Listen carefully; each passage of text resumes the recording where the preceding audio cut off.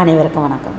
So இன்றைய பதிவு நம்ம பார்க்க போகிறது அதே லேடிஸ்க்காக தான். இதில் நான் என்ன சொல்ல விரும்பினா, லேடிஸ்க்கு ஸோ இண்டிபெண்ட்டாக மட்டும் இருக்கிறது பெரிய ஒரு சாதனையோ இல்லை ஃபினான்ஷியல் டிபெண்டன்சி இல்லாமல் இருக்கிறது ஒரு சாதனை கிடையாது.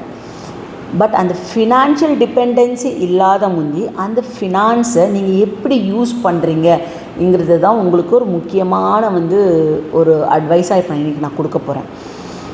ஸோ ஜஸ்ட் லைக் தட், இப்போ நீங்கள் என்ன பார்த்தீங்கன்னா, நான் ஒரு 30 இயர்ஸாக ஒர்க் பண்ணுறேன்.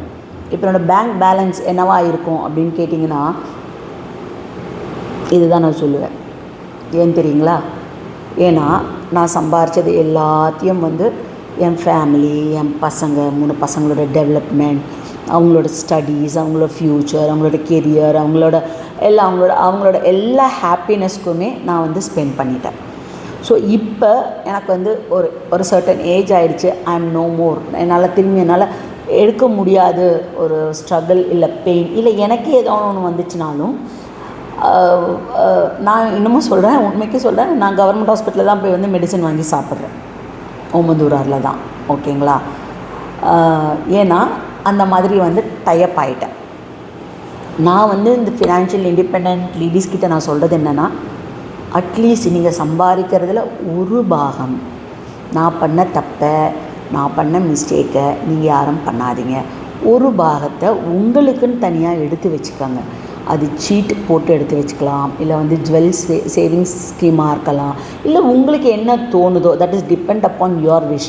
ஓகேங்களா? உங்களுக்குன்னு தனியாக கொஞ்சம் சேர்த்து வச்சுக்கிட்டே இருந்தீங்கன்னா, நம்மளுக்கு நம்ம ஹஸ்பண்டோ இல்லை நம்ம பிள்ளைங்களோ ஃப்யூச்சரில் யூஸ் ஆகாத போனாலும் இது நம்மளுக்கு கை கொடுக்கும். ஸோ நான் பண்ண மிஸ்டேக்கை தயவு செஞ்சு யாரும் பண்ணாதீங்க. பட் நான் மிஸ்டேக் பண்ணேன், ரீபெண்ட் பண்ணல.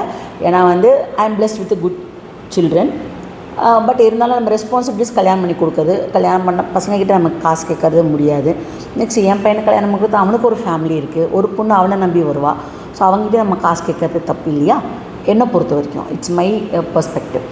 அதனால் அவங்கள இண்டிபெண்ட்டாக விடணும். அவங்கள போய் நம்ம டார்ச்சர் பண்ணக்கூடாது மணின்னுட்டு. ஸோ நம்ம இண்டிபெண்ட்டாக நம்ம காலில் நிற்கணும்னா நமக்கு அது பைசா தேவைப்படும்.